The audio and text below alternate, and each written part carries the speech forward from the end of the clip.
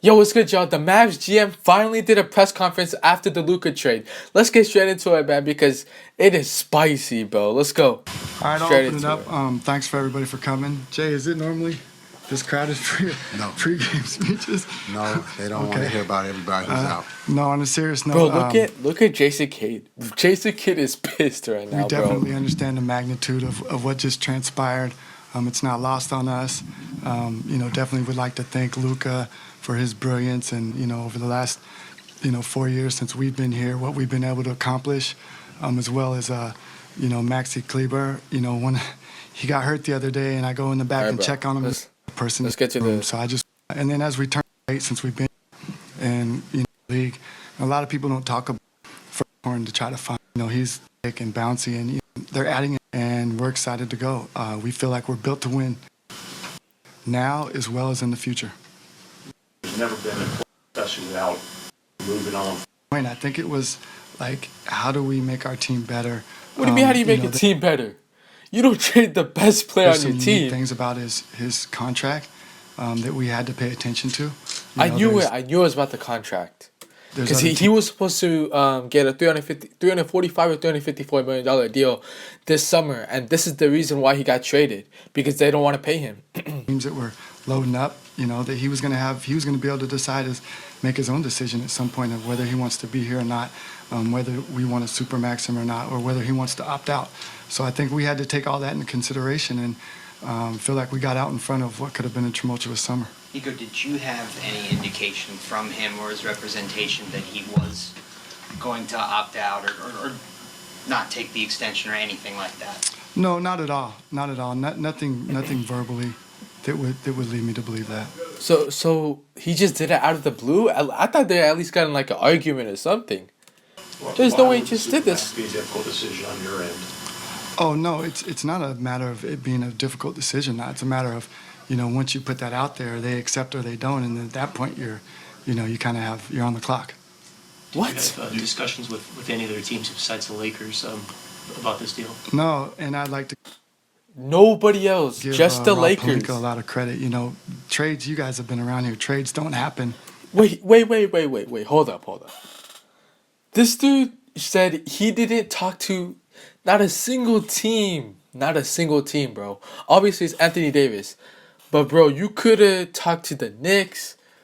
You could have got Jalen Brunson somehow. You could have talked to the Clippers somehow. Get, I don't know, Kawhi. Who else? You could have talked to the Warriors. Probably got Steph Curry. At the Why smallest AD? level, without stuff getting out. And Rob and I were able to have, really intense conversations over the course of, 3 or 4 weeks. They 3-4 started out weeks, as a damn. coffee that, was more, hey, would you ever, I don't know, would I? So this must have happened after he got injured. Because he said 3-4 weeks. 4 weeks ago was basically like Christmas when he got injured. So they probably looked at that as like the final straw. Like, okay, it's time to move on from him. And then it built upon that, and we kept it between us. We had to keep it tight. Kept it between us, so nobody else knew. J Kidd didn't know about it, but The head coach didn't know about it. Just look at Jason Kidd. Look at his face, bro. He's pissed. You tell me you didn't tell the head coach, the guy drawing up the plays. J Kidd and I are aligned, and we talk about archetypes, and we talk about the culture that we want to create. So I know the type of players that he likes without actually talking to him. Hey, would you like, so I know that. And J Kidd coached them when they won a championship. So I think when you're aligned with your coach like that, I know the type of players that he likes. And so I felt good about it making sense to where we're trying to go. For either of you, But at least ask him. At least discuss with him that, okay, do you think this is a good trade, that we could get a great center but gonna get rid of our future? Like, you didn't even think about that? That he's shown so far. This feels like a move that you absolutely have to be right about. There can't be any doubt in your mind when you pull the trigger on it. I'm just curious, what convinced both of you that you will not be wrong? Well, let's be clear. I'm the one making the decision, and Jay's supportive of it. So Supportive? You didn't even tell him. You did not even tell him. He knew the same time I knew. He knew the same time you knew. He had no clue this was happening. Bro, look at his face, bro. Bro, look at this. He is pissed. Bro, look at his lips. Bro, he's me. pissed. I don't do anything that's scary. I think everything that we do, we put a lot of work into it. We study it and we restudy it and we go back, and I understand the magnitude of it. So the easiest thing for me to do is do nothing, and everyone would praise me for doing nothing. Yes, But, yes, we you really didn't need to believe- do anything. There was no need for AD. You guys just went to the championship. The only reason you guys lost was because the Celtics are one hell of a team. It's not like you guys lost to, like, I don't know, the Lakers in the conference finals. You guys lost to a great Celtics team. Like, what is this? Time will tell if I'm right. You've said it a number of times. You've mentioned the word culture and how Anthony and the other players you bring back fit that culture. Are you implying that Luka no longer fit that culture? No, listen, one thing about me, I'm not going to talk bad about any players. Like, that's not going to do, us or me any good. I just say there's levels to it. And there's people that fit the culture and there's people that come in and add to the culture. And those are two distinct things. And I believe the people that were coming in are adding to the culture. What would you just say to fans who That are is frustrated? That's a shot right there, bro. That is crazy. It's because, like, if you guys remember in the conference finals when they won, I think it was last year, he took Luka's beer from him, basically implying that you gotta lock in. Basically, I think it was last year. Yeah, it was last year because that's when they won the conference finals. I'm sorry they're frustrated, but it's something that we believe in as an organization. It's going to make us better. As an you didn't tell nobody. What do you mean as an organization? You didn't tell I believe that nobody. it sets us up to win not only now but also in the future. And when we win, I believe the frustration will go away. Nico, what was the conversation? When we win. Don't get me wrong, the Mavs are good. They still got Kyrie. AD could go play the 4. He doesn't have to play the 5 this time, and that could be very good for AD. We might see Pelicans AD again when he was with Boogie, but because they got Lively and Gafford, and PJ is like a very, like, he plays like a big, even though he's like a forward. But I mean, bro, you traded away a generational player. There's only 3 generational players during like you got LeBron, or not 3, but there's multiple. But as of right now, there's only 2 in terms of Luka and Wemby. Maybe somebody else is a generational player that I'm missing, but you traded away the only 2 generational players in the NBA right now in terms of Wemby and Luka.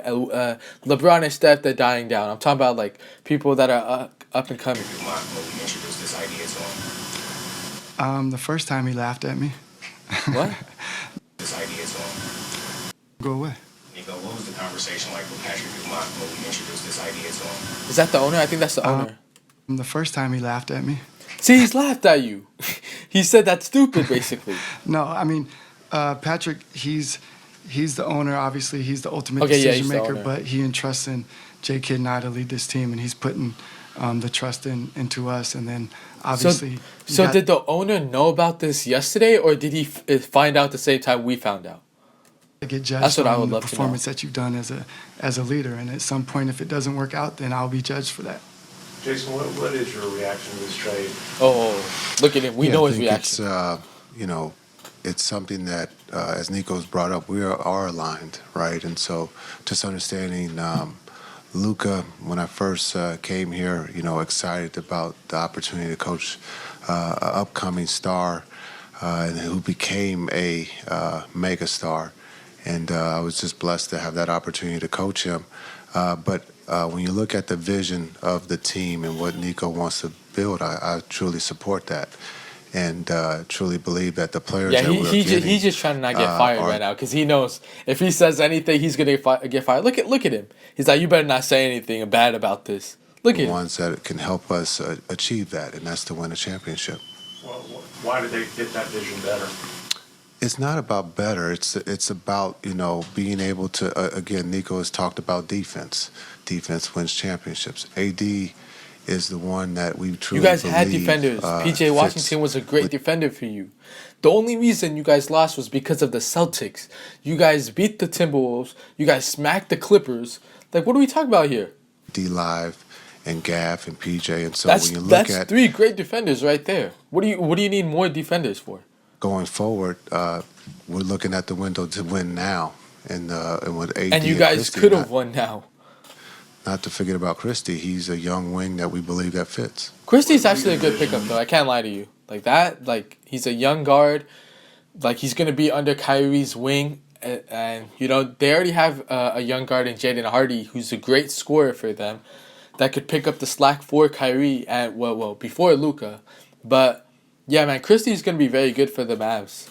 And I mean, does AD start at the 4 for you guys? He better. Is he a 5? How do you envision that working? I gotta be honest with you. Right now, I'm only focused on today's game. Bro, Right? this dude can't comprehend what's happening, bro. Like He's puzzled. I am. I got a list of players I got to tell you who are out, and we got a game today, right? And so, as we go down the line, I'll be able to answer that question for you. And I'm not avoiding that question. Like as you see the rosters built, he probably will start at the 4, but Yeah, I he can give should. you more concrete information as we go forward. All right, I recognize Susan. When do you expect these guys in uniform? Not sure. I don't have a perfect answer for that because AD is injured right now, and he's most likely gonna come back mid-February or like early or like probably like February 21st. So I could see him playing against the Warriors when he comes back, maybe. Like 2, 3 in the morning. So we're still trying to get physicals, figure out how long that's going to take, get people in the market. So we don't have a perfect answer for that.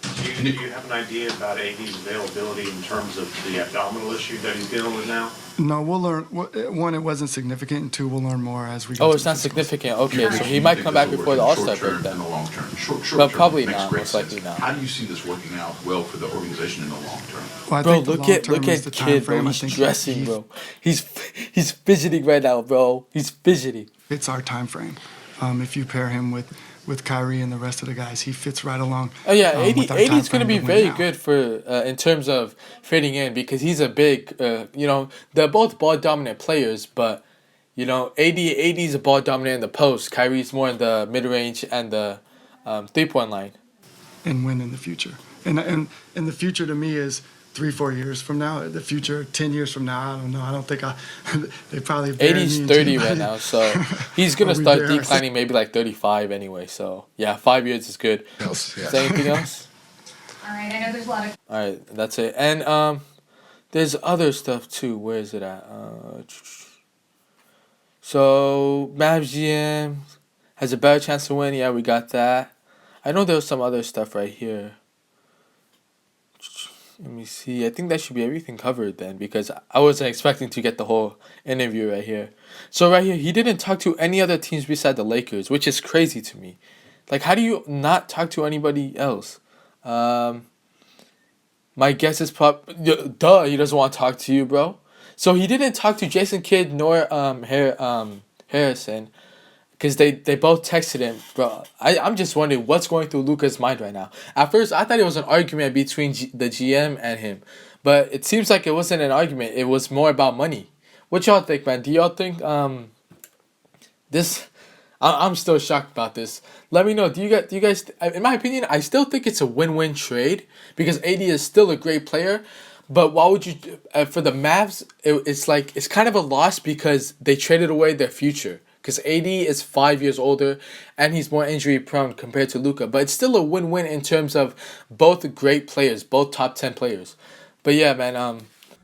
Like the video, comment your thoughts about this, and I'll see y'all next time. Peace.